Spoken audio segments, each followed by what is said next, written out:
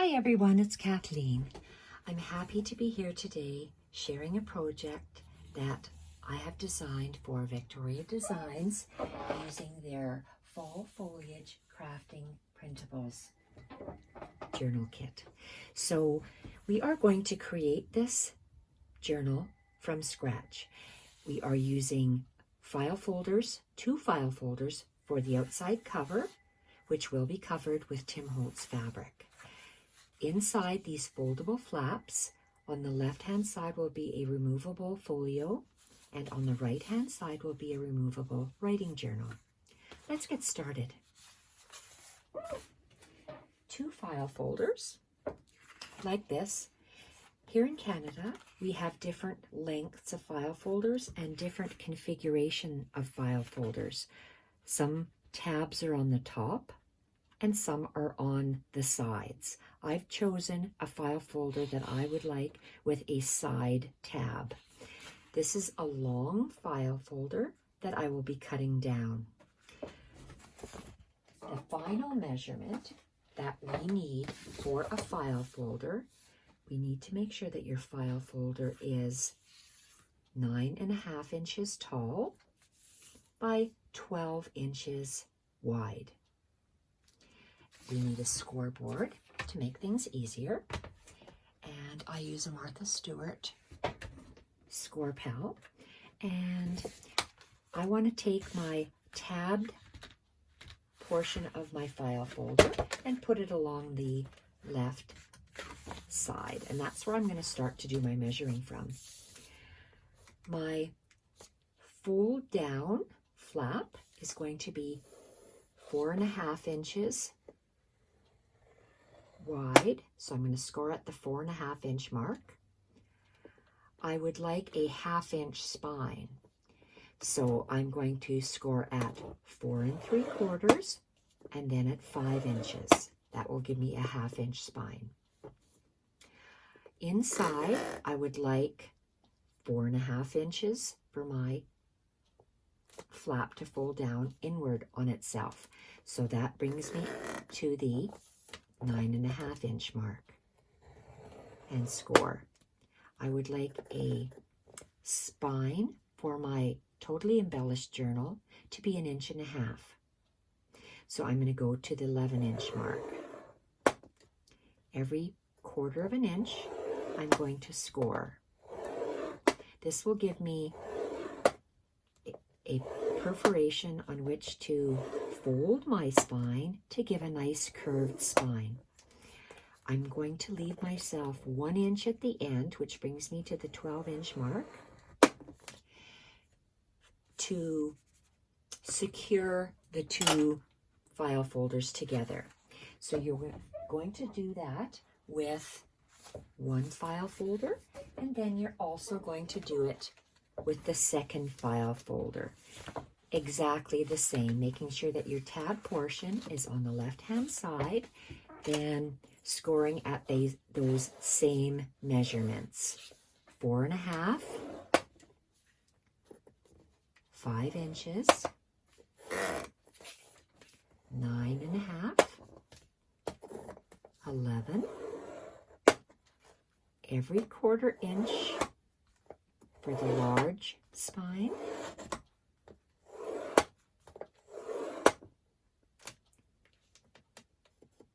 again, and every 1/4 inch in this 1/2 inch spine.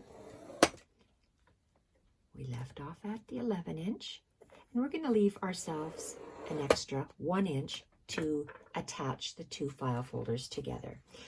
So we are going to take a pair of scissors. After I put my scoreboard away, we are going to take a pair of scissors and trim off this excess. We can save this excess file folder portion to use in our journal if we need some heavier cardstock. So we did that one, and let's trim this one as well.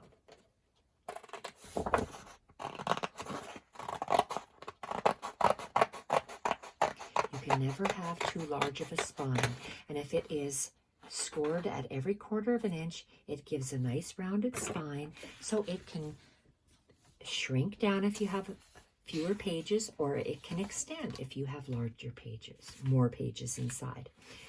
So I would like, right now you can see that both of my file folders, I have the tabbed ends on the same side. I want to have a smooth finish on the outside, and the shorter version of my file folder on the inside. So this is my large spine. I don't know if you can see the, yes you can, just barely see the score marks.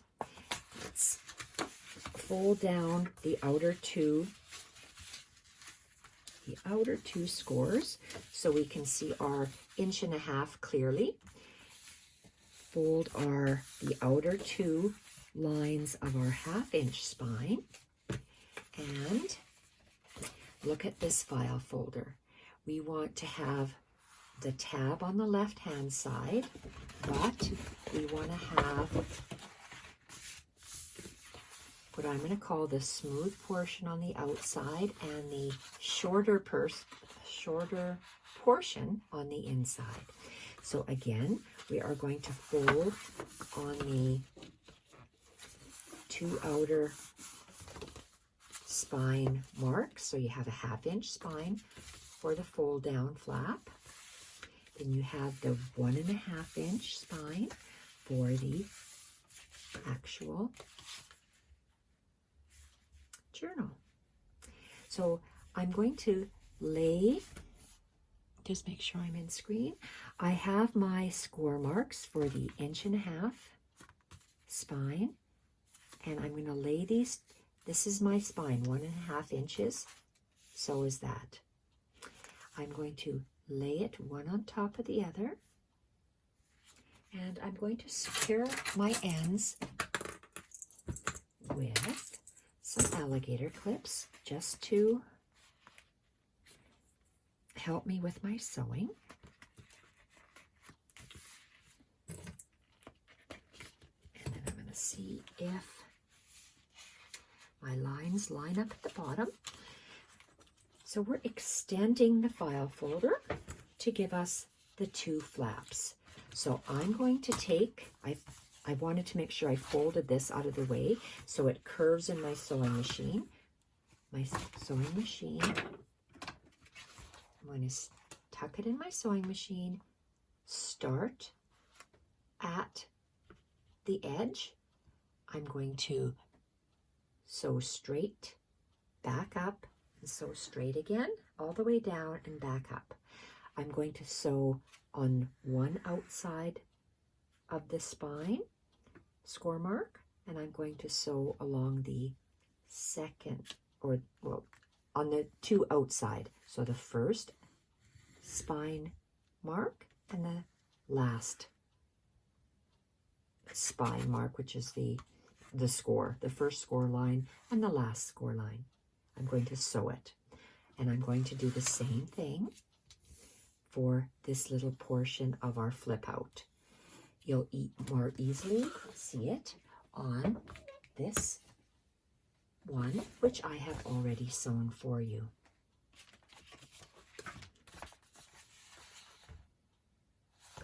So let's put away this one that needs to be sewn, and I have sewn it already. So I've taken it to the sewing machine, and our score 1 inch score section of our curved spine, we've sewn along the outer edge and the other outer edge.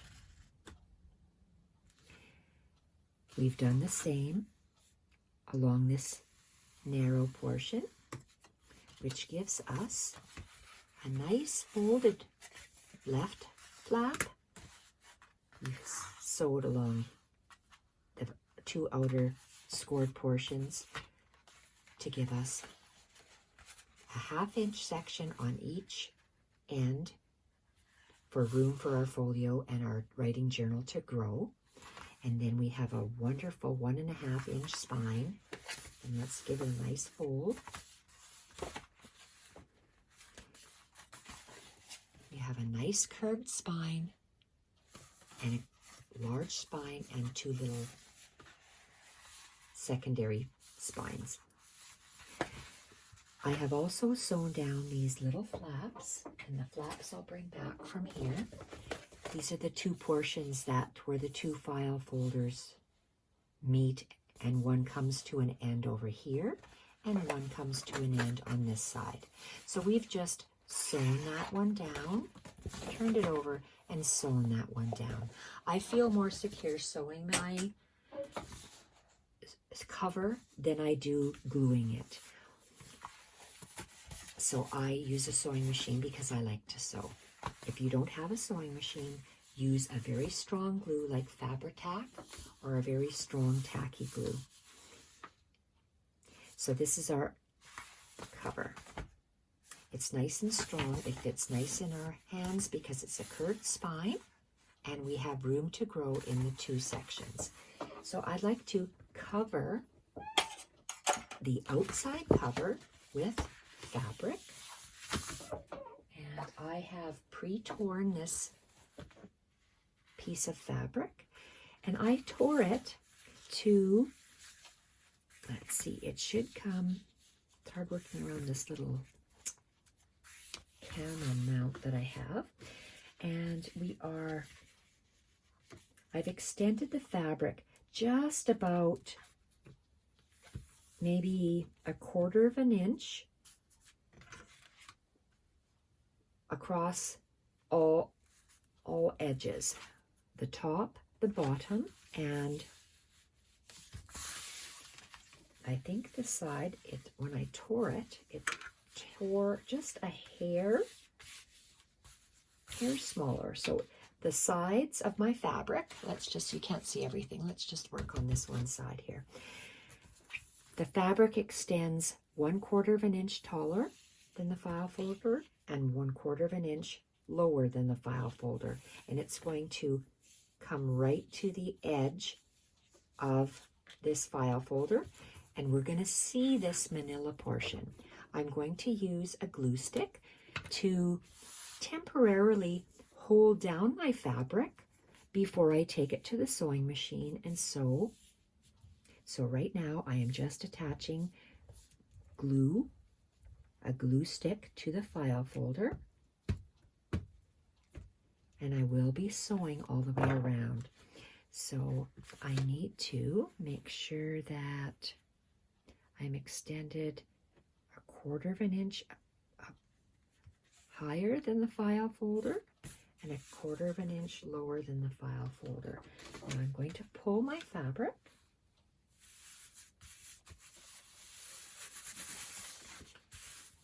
and I'm going to work across the file folder, one little section at a time. Yes, I'm going to put it in the spine section and glue, and I'm also going to put glue all throughout each section, one section at a time, and pull the fabric all the way across to make sure it is smooth. I'm going to use one of my cast iron bunny rabbits to help me hold that. And I'm just smoothing it with my hand. And where did we leave off? Right here. And you keep doing one section at a time until we get the fabric laid down on the outside cover. I'm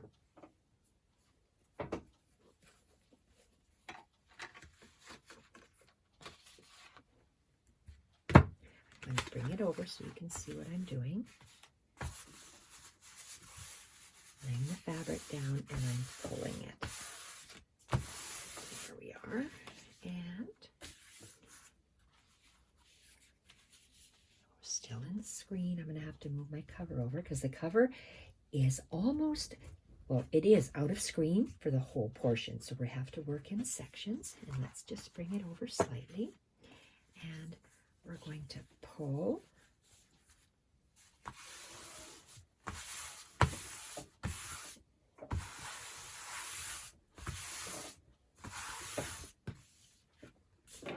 Down the spine and across the back of the last back panel.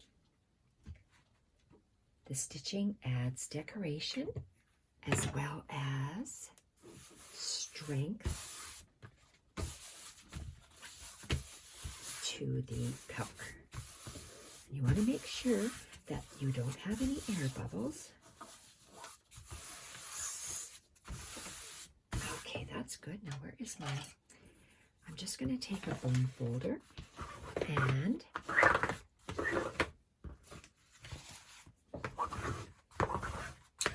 make sure that I work out all the air bubbles. So this is nice. I like how this turned out. So when it's... I don't want to fold it because it'll pull... If I pull it, it pulls the fabric away from the exact edge, but it's going to look gorgeous when it's done. Love all the pattern that's on here. So we're going to do the exact same thing on the inside. Making sure there's no air bubbles. And this is the inside. The inside will have another panel of fabric, the same size, that will sit like this.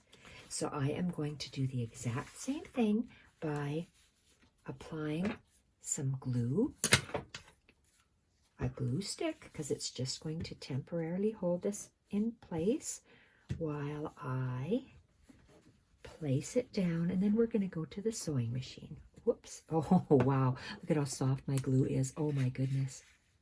Holy. Oh, boy. I got lots of glue in there.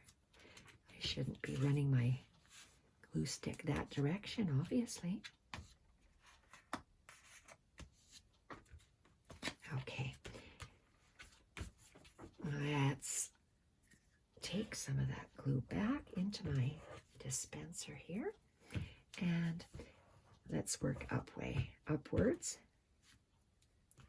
Boy, oh boy, is that ever soft. Usually you have to work fairly quickly with a glue stick, and I do not want it to be gobbledygook in any way. So I'm just going to make sure it's all spread out nice and smooth, and I'm going to lay down this fabric.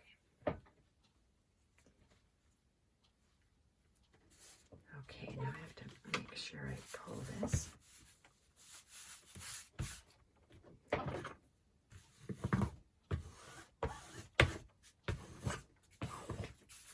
Perfect. And we just continue straight across the file folder like we did on the front cover, except now we're just doing it along the back. The glue stick will allow us time to place the fabric. It won't add bulk, and it'll make it nice and smooth while we sew it onto the file folder.